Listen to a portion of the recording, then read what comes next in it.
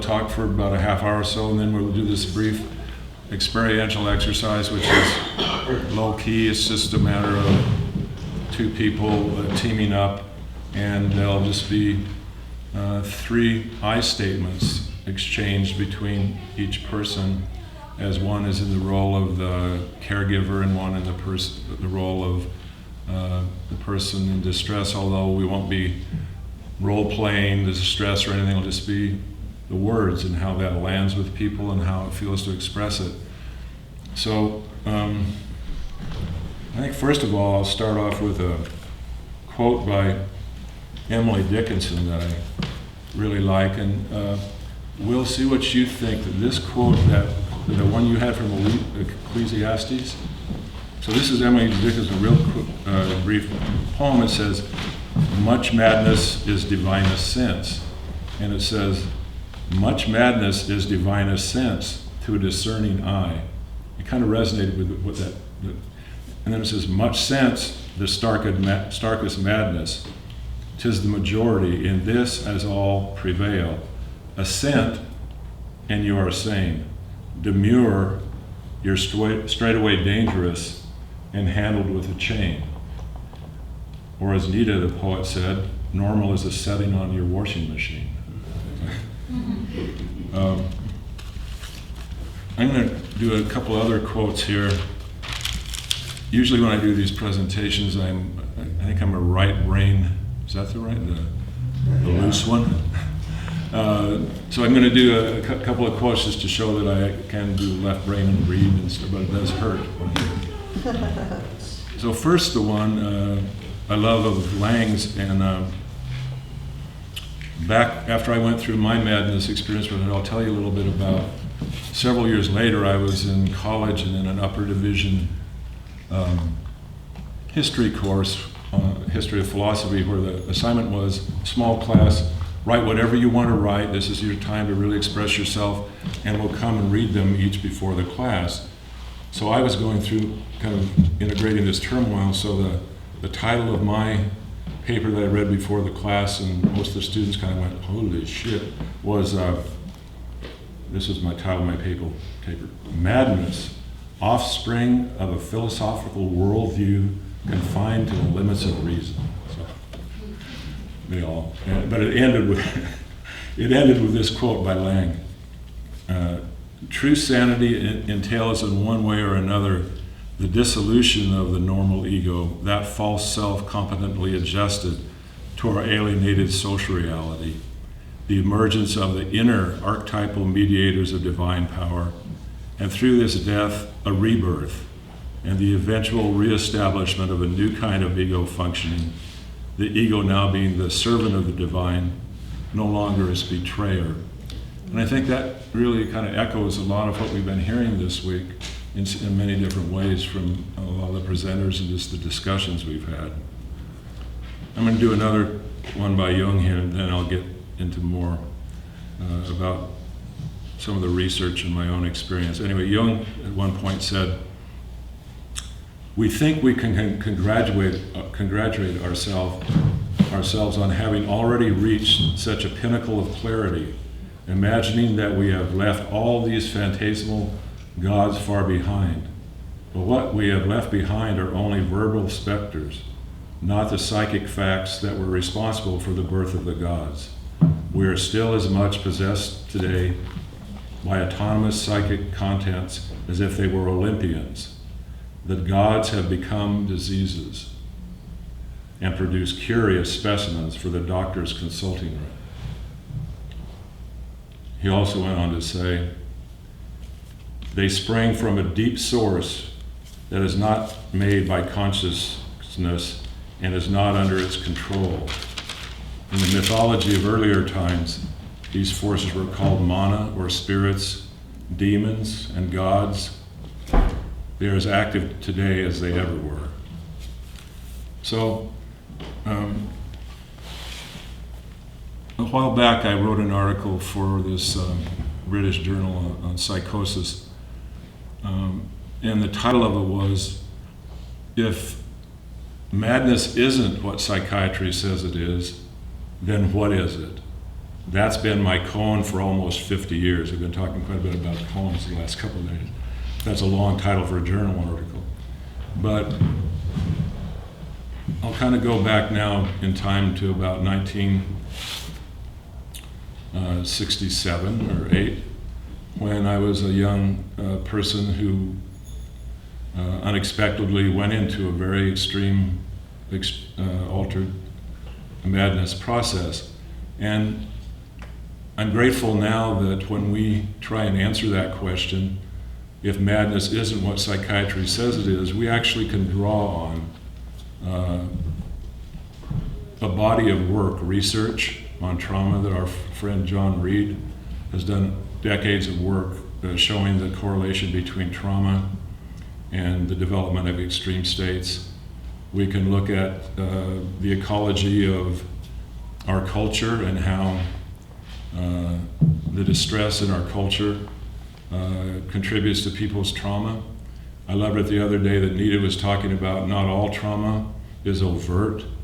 That, in fact, I wrote an article on this a while back about the wounds of omission, that in our culture, this kind of capitalistic dog-eat-dog, social Darwinism, Western scientific world that I think both Jung and Laing rightfully thought was mad, we're immersed in this matrix where, we all struggle to not go under. So when I was young, what they're now calling Nita kind of jokingly said, childhood adversities, sometimes the wounds we have are overt, like when I was a little boy, a little toddler, not even a toddler yet, and one of those little things, that the kids do like this to get around with they're on wheels. I somehow put my hand on a red hot stove when I was a little boy, about 2 years old or something, and ended up in the hospital for several weeks with skin grafts and third-degree burns. That's a trauma that stays in the body. I look at my hand, I don't look at it too much, but this finger is about a half inch shorter than the other one. But I can still get in touch with, at times, that inner child in my body that was terrified and hurt. So what I found in working with people for about the last 38 years in extreme states after I was able to function, is that there's always a backstory. There again, if it's not what psychiatry says it is, what does cause this and what is it? I see this over and over again. There's always a backstory. This happens, that happens, this happens, that happens. It's kind of like a critical mass or a perfect storm lines up. And if this one thing hadn't happened, maybe the person never would have gone into an extreme state, or one or two things. But there's always kind of for each individual is different. It lines up, and when I'm working with people, it's often kind of a part of it is some detective work to get to that place where the person is able to say, wow, it makes perfect sense that I lost it. Look what happened. All this impinged. So for me, that was started, I think, with that early physical trauma. And then I was a baby boomer born in 1946. So my mother, who, bless her, she's departed now, was a 6'1", Lauren Bacall look-alike back in Boise, Idaho in the 1940s and 50s. Who was married 5 times before I was 10 years old. And thank goodness I've never had any issues with women. How many $1,000 therapy? So my father had been in the war and came back from too many missions over Germany in the B-24, really with a lot of PTSD. And so he left my mother, and my mother then just took off this kind of proto-feminist Amazon wild woman, just took off and my sister and I were left with my great-grandmother and grandmother. So that was another wound, both parents gone. And I remember at times my mother, when she would come back every year or so, one time was memorable. She drove up with her third or fourth husband, I can't remember, in a big red Cadillac convertible. And he was sitting in front of the house smoking a cigar like this. And she goes up to the door, we're all like this. And she comes and she says, "I've come for the children," to my grandmother, who was a force of nature. And my grandmother goes, "Over my dead body, Patricia." And this guy's in the car, what's going on. But all those things are like, they're disorienting. So finally, when my mom was married the fifth time to Cornwall, my stepdad, I took his name, my real name is Nordquist, so I'm pretty much a full-blooded Swede. Anyway, life got somewhat better, but my mom, bless her again, had a touch of larceny in her soul, and she was quite a check kiter and embezzler and stuff, so she would get in trouble at different times. So we went to live with her, my sister and I, and that was kind of a rolling disaster. So this is, during the 60s, and then the Vietnam War comes along, and I have to get drafted or join the Army Reserve. So I joined the Army Reserve, kind of like George Bush, but different. I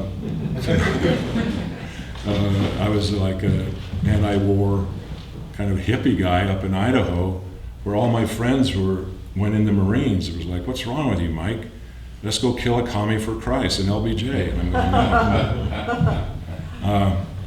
So I was really isolated and really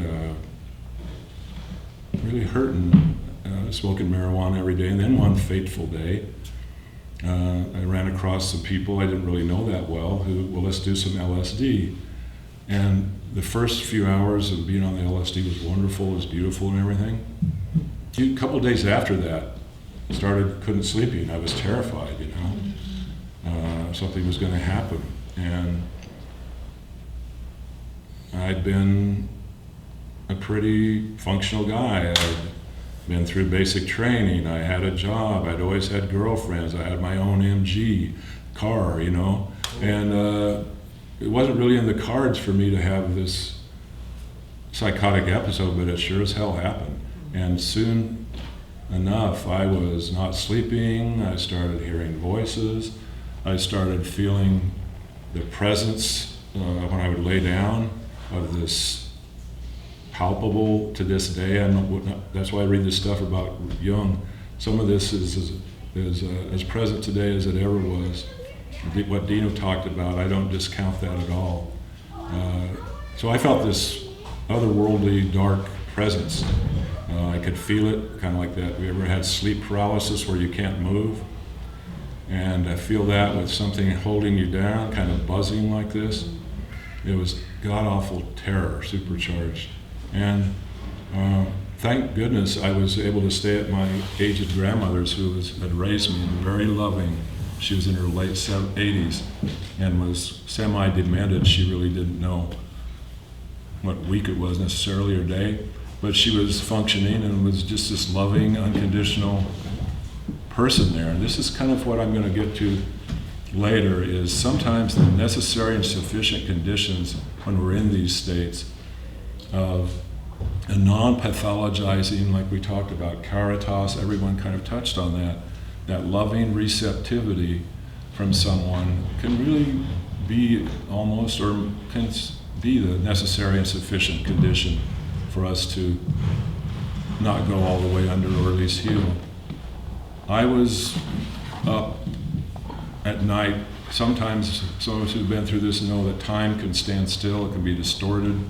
Sometimes, 5 minutes can seem like 2 or 3 hours. And I would be there at night with my finger on the line for the hospital, and I didn't have psych hospitals where I live, but it's like this hits me one more time. The voices, there was this one voice that was over and over saying, die, this real malevolent voice. And so when it happens one more time, I'm going to go in the hospital. But I never did. I think there was just enough shred of ego there where I told myself, if I go in there, at some point I'll surrender what you said, Dina. That will become my identity. I will. And where I live in Idaho, there was nothing but the state hospital over in eastern Idaho. That was it. It was just a state hospital. And I knew that usually when people came there, they never really came back. So there I was, going on for weeks. And before that, I'd been, a gentle, kind guy who was trying to deal with my family stuff. I'd become an Ayn Rand atheist. Some of you remember Ayn Rand. She's now the darling of the right. So I didn't have any kind of sense of spirituality, or, I was arguing with my friends, I'm an empiricist. If you can't bite the apple, it's not real, And all of a sudden, whoa, really? More things contained on heaven and earth, Horatio, or whatever, how that goes. So, as some of us know, who've experienced a lot of underworld, shamanic, whatever you want to call it, or hell realm, there is an upper realm. There are benevolent forces in this strange place we find ourselves in. And one day, at my grandmother's, where I was at almost the end of my rope, and actually contemplating suicide, I was so afraid to die, but I was figuring, if I kill myself, it'll stop, right? It's weird. The thing I'm most afraid of, I'm going to do. There was a little book in her bookcase, and I looked at it, and sometimes these things are very weird and synchronistic. I pulled it out. She wasn't religious at all, none of our family had been, and it was a religious tract. And I opened it, and my eyes went to this line of scripture, kind of like right in the middle of the page, and it said, "Come unto me, all ye who labor and are heavy laden, and I will give you rest." And I swear, I'm not a Christian, I'm not a proselytizing now, but there was something in there. It was like a code. For me, it went I could actually feel it right here, like, oh. What? It was like it spoke directly to my condition, that rest that we need in our soul when we're so much in pain. And from that moment on, it started to shift. What came in? A little bit of hope. That feeling, I think now all the people, a lot of times I'm 71 years old, I don't need to be doing this, but there's so many people out there alone right this second in that same hell I was. And I didn't have anyone to turn to. My grandmother's love was there, but I sure as hell couldn't go to you. So the more of us that are out there, the better. Anyway, when I felt that there was this loving presence, I didn't know there was a loving spiritual presence, but there's a huge amount of loving spiritual benevolence out there. And so that changed it for me, and I was actually able that night to sleep, I think, for the first time in maybe months. And God, I was holding on, because most people that I know when they're in these processes, going to sleep is not something you want to, at least for me, not want to do, because that's when all that stuff from the unconscious really grabs you. So I was able to sleep, and that really turned it around. And, I had a hard time, again, integrating. There was nobody to go integrate with. I'll just say one thing about my grandmother, and this kind of relates to a story I'm going to tell you about a client I saw recently. When I was in the middle of that, I used to go to her like I did when I was a little boy when I was sick, and she would, put her hand on my head, right, like we do with our kids or grandkids, like this, So when this was going on for me, I'd go to her, she'd be sitting there. It's always sweetly loving, and I'd say, "Grandma, would you put your hand on my head?" And I'd sit down on the floor in front of her, and I'd say, "Oh yeah." And she'd put her hand on my head, and she'd just sit there. No DSM, no, nothing. Just, "Oh, Michael, yes." And at one point, the only thing she ever said was, "Oh, Michael, you'll feel better soon. I think you have the flu." Because, she remembered with her children and us when we were growing, kids get flu, they're delirious. When I was there with her, her place was just this tiny little house. I slept in a twin bed. Her bed was over here. I slept in a twin bed over here in the same room with this 87-year-old woman. Thank goodness. I think about that. People are going to go, "Ooh, that's weird." Well, I was glad she was like 4 feet away, And she saved your life. I believe she did. Yeah.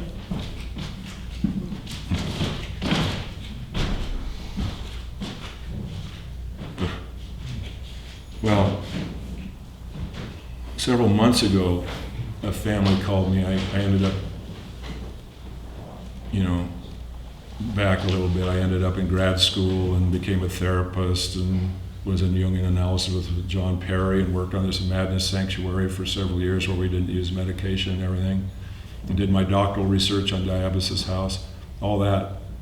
Maybe I'll talk about that a little bit, but kind of fast forward that same experience that my grandmother gave and that I kind of found out of necessity when I would be with these people in extreme states at this one place called I Ward where I worked. And there's a link in that article I sent you called Remembering a Medication-Free Madness Sanctuary. It was open for 8 years. It was one of these programs that grew out of Eslin's Agnew's project. It was in Contra Costa County at Martinez. No medications, no restraints, no diagnosis. It was amazing. Back then, in the 70s, there were 3 of them in the Bay Area, Diabasis, Soteria, and I Ward. And when I worked there, you would go in. I remember the first person I went in, I'd been there for about a week on probation. I realized I'd quit my job at a high-end psychiatric hospital where I was an intern to go to work at this I Ward place. And when I got there, they said, "Well, actually, we need to see if you'll work out. So, in a week or so, we may need to let you go." I go, "Oh, I already quit my job." So one day I came to work. They said, we need to have you just there with the people, the residents, 20 young people in these first episodes, full-blown, no medication. I Ward, we took all comers, no matter how violent they were. And no matter what caused it. No matter what, yeah. But it was so we had an ironclad MOU with the county that anyone who touched down in our system anywhere in their first psychotic episode came directly to us. So, they were in a psych emergency for 20 minutes and then they were there with us. So after I was there for about a week, being observed by the staff whether I could hang out with this energy. And I'll tell you, when you walk into a place with 20 young people in these states, not all of them would be that ramped up at once, but maybe 5 or 6, the hair would actually stand up on the back of my neck. All the there's a lot of psychic stuff goes on with real florid acute so-called psychosis and just uncanny, all this archetypal energy. So the first person I was assigned to work with, I came to work one day on the PM shift and my supervisor's kind of standing in the doorway. It was almost like a ritual. He's standing there going, "Michael, yes, we've decided you can do the work." That's what they called it, the work. It was like a sacred thing. And people who worked there knew, you're willing to work down the hill at J Ward. They have 7 beds, iron beds with 4-point restraints. Now, we're going to let these people, who a lot of them when they were in their process of rage, would go berserk. We would hold them. We would not medicate them. We would not restrain them. So, people would get punched, people would get hurt, the staff. But if you couldn't hang with that, then you weren't going to make it there. So anyway, he said, "We've decided you can do the work. Your first responsibility is in the back day room." I said, "Well, who is it?" He goes, "Just go find out." So I walked back there, and on a table about that high, there's a young woman, completely nude, in her early 20s, in a completely ecstatic transport. She's standing there like this going, "Heavenly, heavenly, heavenly, heavenly." I went, "Oh man, what am I going to do?" I felt, completely like, I don't know what to do. So I just, felt really over my head and stupid. I kind of went, "Oh, I'm Michael." She was like Saint Teresa or something in this state, right? And so I stood there with her for quite a while and just was there. And at some point, I went and got a blanket and kind of held it up. And at some point, she kind of slipped out of that full-blown state and got down and put the blanket around and went to her room. And again, what had lined up that had caused that for her? There were no real drugs involved, but she was a young mother, overwhelmed with too many kids, a husband who was not that there for her, and other things we found out back in her family history. Anyway, whatever it was lined up and tipped her over. So a couple of days she was in that full-blown ecstatic, beatific, light state. She was in the upper realm as he was talking. Well, as often happens in these metanoid journeys, and John Perry really laid this out, there are the opposites that are waiting to be realized, and the affect fuels all this. And so I came in, and she came up and greeted me at the door one day at work, and she was like, she had some words for it then, that she was like a messianic figure. She was part of the rebirth, of the regeneration of the world. These kind of cosmic themes are common. People in these real acute unmedicated states.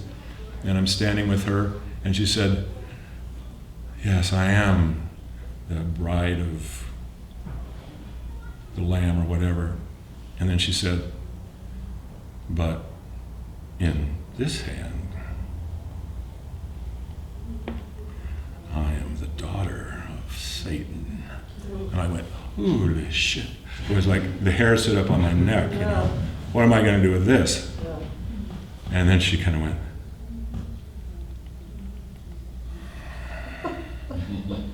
and there you have it, you know. Thorazine, anything could have, that never would have come up, came out, came through. But she, that came up and came out and came through. And then she had a tremendous amount of affect. At one point she was in this room, I told you, where we help people.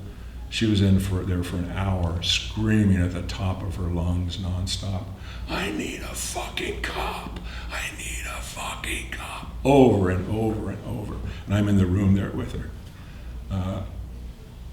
Did you literally hold her? I mean, did the staff physically hold her? If she didn't get violent in that room, at other times, I mean, I would tell the other staff, when she's in that dark mode, give her room, give her space. There were a couple of kind of new staff on there. I remember one woman kind of came up to her and said, oh, honey, you're not the devil's daughter, and went to hug her and got and like clamped on, bit, you know. So she wasn't someone that we held in the room. Yeah. But after that sanctuary closed, I worked in that clinic that, accounted for another 25 years, so I saw a lot of people who went through there. There was about, like diabasis and soteria, about 20% of the people who didn't get diverted from the system. She got completely diverted from the system. She went through what she needed to do. 7 or 8 years later, she called me on the phone. I was working in an outpatient clinic, and she said, asked me if I could have a referral for one of her family members who's got an alcohol problem. I was kind of, wow, it's her. And at some point, I helped her, and I said, how are you doing? I'm just curious. I haven't heard from you since I ward. And there was this long pause. And then kind of matter-of-factly, she kind of laughed. She says, like I should have known this. She goes, oh, Michael, I got all mine out on I ward. So whatever she needed to do, and there was so much affect there. John Perry, I loved it, kind of redefined the archetype as an affect image. My sense is so much that we're really emotional beings first, and talking about language and symbology and thought and everything. You know, when you look at a little kid, I had this, again, shown to me with my little granddaughter. You know, when we're babies, we're little kids, it's total expressing the affect. There's no formation of words, thoughts yet. And then when we develop the words and the symbols, that creates a whole nother universe for us. But in the work I do with people, I'm always like, where's the emotion that is creating these words? What emotion is going on that is fostering these thoughts? What emotion is going on that is creating this imagery? terror can create imagery of terror. Yeah, there is a feedback loop. If it's like focused on, it can magnify it. But so kind of like in terms of first cause, when I work with people, read my own process or my dreams, what emotion is there first? So I'd like to give an example. I don't know how our time is, of someone. I guess let me say, out of necessity, being with her, and when I did my diabasis research, the central finding of that was another sanctuary like this, small residential one. Central finding was that there is a way of being with people in extreme states that can approximate the necessary and sufficient conditions to help them when they're in that state. And it has to do with a receptivity, cognitive openness, and not pathologizing them. Take that off the table. We're sitting with them with kind of a naive, innocent mind with them, beginner's mind. Physically, subjectively, if we're able to ground ourselves and be centered in the presence of someone who's in a real extreme state, and then if we can subjectively then touch into that caritas, that state that Laing, people saw him do, then that way of being with people is what can really tip the scales in their favor. Several years ago, I thought I'd take the plunge and start making proposals to do workshops, and the name of them would be Responding to Madness with Loving Receptivity. And I thought, I'm going to get a lot of flack, especially this one conference was for the California Association of Rehabilitation Agencies, CASRA, which, a lot of people show up to that who are frontline psychiatrists and therapists and everything. And so they approved me doing the workshop, and I thought, well, maybe 5 or 10 people will show up, who are kind of preaching to the choir, or a bunch of people will show up with rotten tomatoes. And I'm sitting there in this room, and 80 people showed up. 80 people. And a lot of them were frontline, kind of hardcore mental health workers. And they came up to me afterwards and they said, you used the L word. I go, yeah. He said, well, we're not supposed to feel that, but we do, right? I go, yeah. And that's why you're helping them.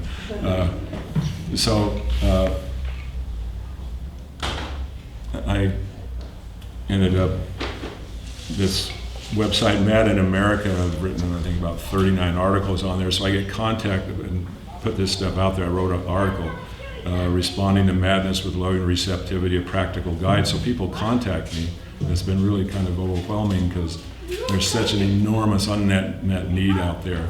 People contact me. I've done Skype work with people in Qatar and Mexico and Australia, and I thought, this is not going to work to do this Skype. But it really does. And so a family contacted me recently from the Midwest, a son in his mid-20s, kind of a classic situation, had the break, no therapy, no kind of receptivity, the meds, the stabilization, out in 2 weeks, back off the meds, back in 6 months, but at some point, about a year into it, someone recommended ECT for him, and the parents agreed. And so he had ECT and several hospitalizations, still this young man who'd had all his promise, was going to college and everything.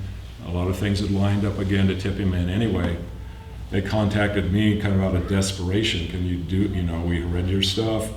We've had it with the psychiatric system. We don't want him to go get medicated again. We get it. It's not helping. There's a lot of pragmatism in that, right? Mm-hmm. The families at some point go, you said this would help. 5 years later, it's worse. So it was pretty bad for him because he was in a semi-catatonic state. He hadn't spoken in 3 months. He'd say like one word, but he hadn't said a complete sentence in 3 months. They were at a loss. If we take him back to the hospital, but what are we going to do? He's like totally deteriorating here. So they called me and I said, well, I don't know. I'd be willing to, like Skype with him. Would he even come in the room? They said, well, we don't know. Why don't we set up the iPad in the room and we'll tell him you're there, and we'll go. And so I set up the iPad, and I'm there at home and on Skype, and this young man kind of walks across the view, no shirt on, in a daze, kind of shuffling around, and kind of lean, and I said, "Hi, my name is Michael. Nice to see you." About 5 minutes came by, and this exercise I'm going to lead us in, I tried to go into that state of being grounded and kind of not thinking or analyzing him or anything, and then just trying to be open. And about 5 minutes came by, and he looks at me for a minute, kind of scowls and walks off. Another 10 minutes go by, and he comes and looks, and I'm still there. And at some point, again, because I was trying to hold that space of caring for him, the words that came up out of my emotion were, to myself, I didn't say them to him, was, "You are the apple of my eye." And so I started to kind of smile, and he would be gone for sometimes 5, 7, 10 minutes. And as I started to kind of feel that and say that to myself, he'd come and he'd stop and he'd look in for 5, 10, 20 seconds, and then longer. And then finally one time he came and stopped, just kind of like got real close. And when someone, it's kind of unnerving when someone kind of looks you in the eye and they go, they really look, they're truly, really trying to find what's going on, they're really looking. And he's really looking at me. And I'm looking back at him again, kind of beaming this, whatever, you're the apple of my eye. And he goes away again. And then he comes back and he leans in and he goes, "So what do you get off on?"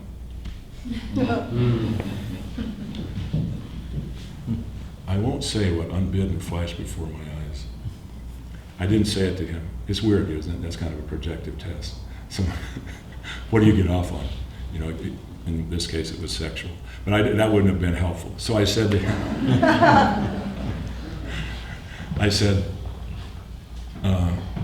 that just happened for a quick second. I said, "I really love nature."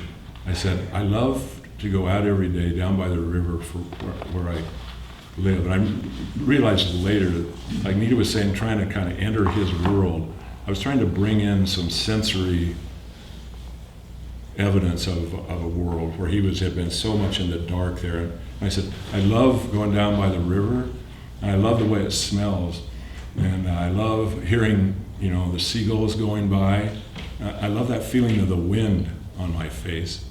And I said, "And I really love meeting new people." And he looked at me and leaves, goes away. And I guess if he'd stayed longer, I might have said, although that's always tricky for me, is like, now should I ask him what he likes to do? But anyway, he just kind of went away then. And the parents came in, they'd been sitting at the door listening, going, "God, that's the first thing he said in 3 months." I said, "Well, that's good. I didn't know that was going to happen, but let's see what happens. I'll see him again in 2 days." And the next day I get an email from the mom saying, "Well, he's running all around the house naked, talking nonstop." I guess that's progress. So the next day we do the Skype session, and he's in the room. And he takes the iPad, this is interesting for you psychoanalysts maybe, he takes the iPad and puts it on the floor. And then, so I'm like this, Yeah. Say that's the iPad. And then he stands up over like this, like he's Zeus or something. And he goes, he's scowling at me, like, and he didn't say anything, but he's looking at me. And then he goes away for 5 minutes again. I go, well, this is, what's next, So I hear a bunch of noise, and he's gathering up a bunch of paper and cardboard, and he brings it over, and I'm laying there, and I'm being buried alive, He covers it up. But again, I'm still kind of, like this goofy, you're the apple of my eye, and he's burying me and stuff. And I felt like, well, I'm going to stay here indefinitely. I'm going to find out what happens. So it was about 10 minutes or so. And I mean, who knows? It wasn't a conscious thing he'd figure out. Like, I'm going to see if this guy will really be there when I come back, after I obliterated him. So about 10 minutes later, I hear this. He pulls it apart, and he looks in, like into a tomb or something. And I'm still here like this. And, dude, you're going to appreciate this. Then he goes, have you ever seen The Big Lebowski?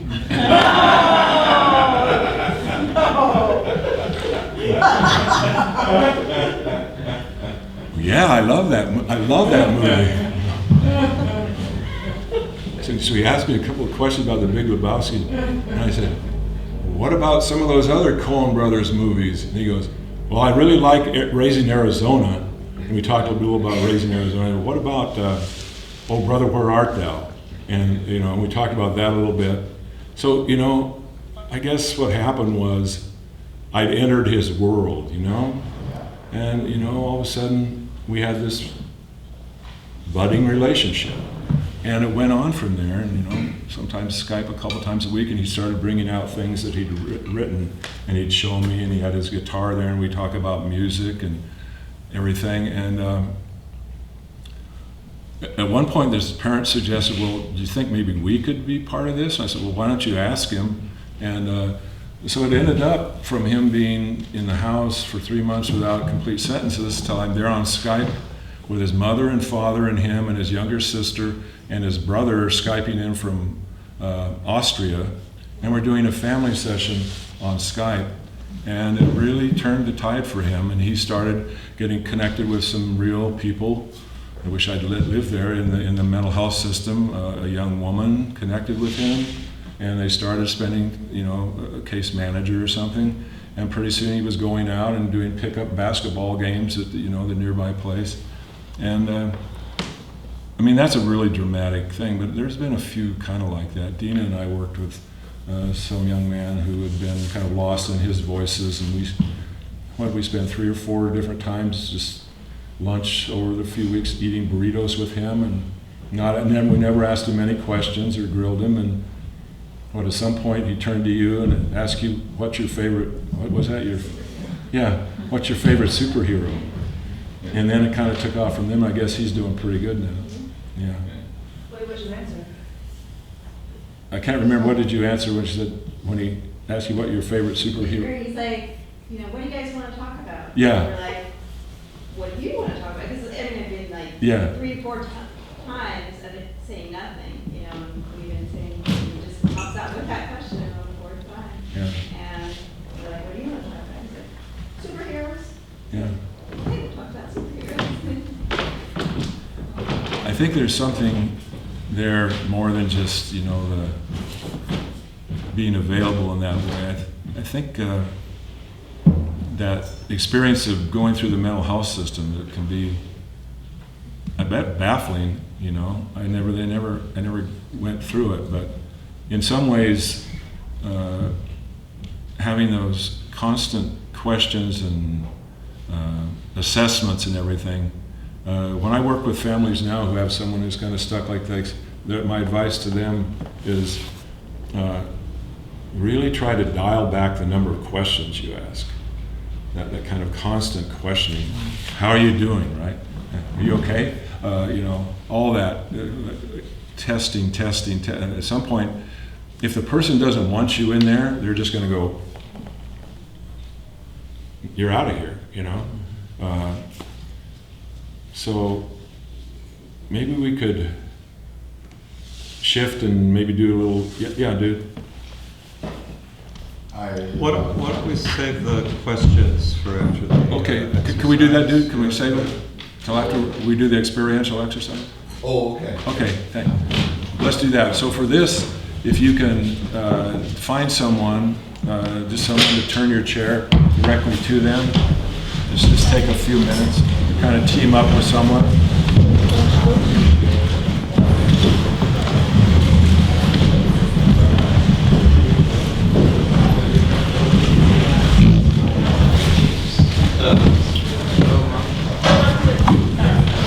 So now, if you could, between yourselves, decide who's first going to be in the role of the caregiver.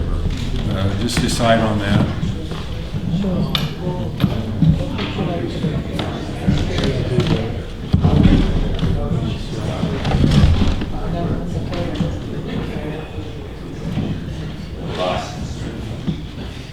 So are some people not wanting to do the exercise, or can you find someone to turn and sit face to face with?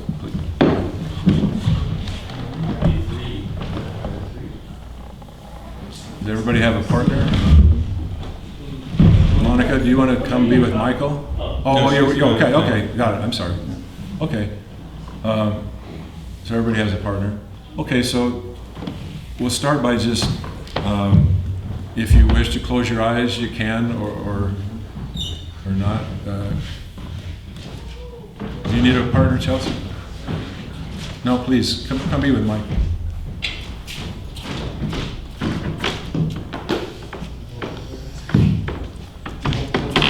So you can close your eyes if you wish. I'm just going to kind of do a guided meditation, and then at some point, the person who isn't the caregiver will just repeat 3 I statements after me, and then we'll switch and the other person can. So to begin with, if you just want to close your eyes a minute. So What do you mean by I statement? an I statement is like it'll be a sentence. They'll repeat what I say. Okay. Yeah. You want to be the caregiver? So first of all, we're going to focus on our bodies. So when we're with someone or ourselves who is in distress, it doesn't have to be in an extreme state. It could be any kind of emotional distress. If we can be with them in a way where we're grounded, we could start with feeling our feet on the floor. We're there. We're in our chair. We can feel the weight of our body.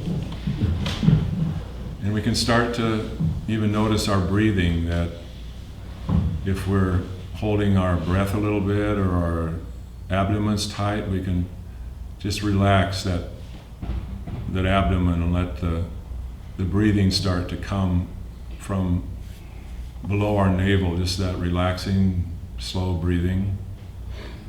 And we can let our upper torso relax some, kind of check our shoulders. Are they high?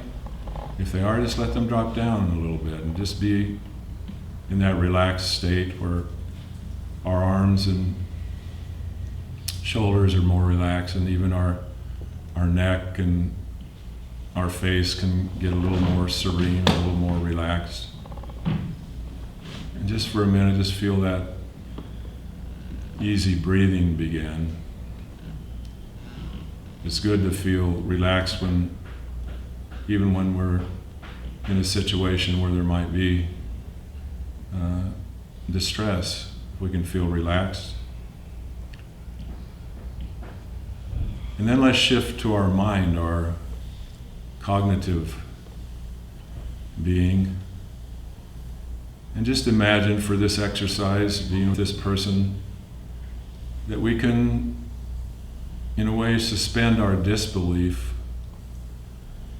If we can imagine that what this person is going through is an important experience for them, that it's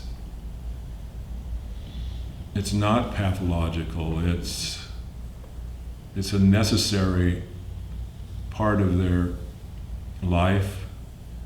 May be difficult, but we don't need to analyze it. We don't need to really even understand it in the way we usually understand things, kind of from an analytical perspective. We can even let go of all we've been trained or read or heard about, so-called mental illness or all the theory. We can just kind of turn that program off, that black box where especially some of us therapists, we run everything through our mental program of what might be happening and just kind of come to a neutral place mentally, even maybe kind of a naive feeling place, open, kind of a meditative place. And then as our body is very relaxed and our mind is loosened up some, we can start to be in touch with caring for this person in front of us.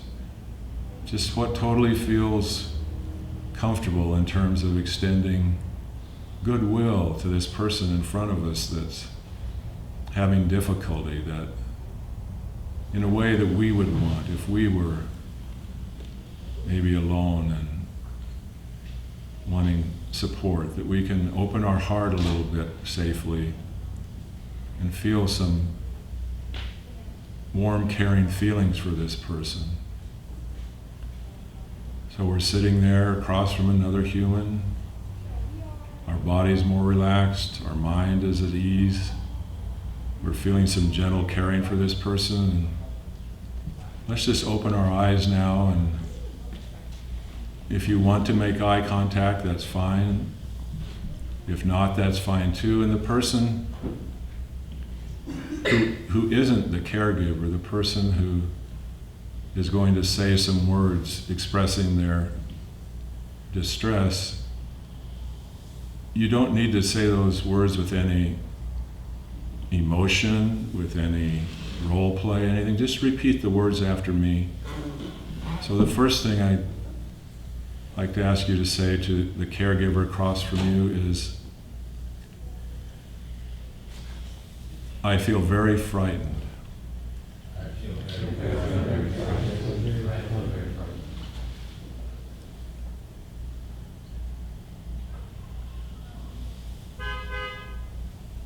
And the second thing to say is,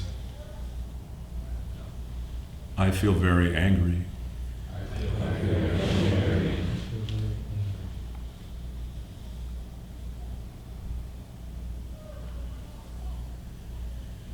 And the third thing to say is, I feel very sad.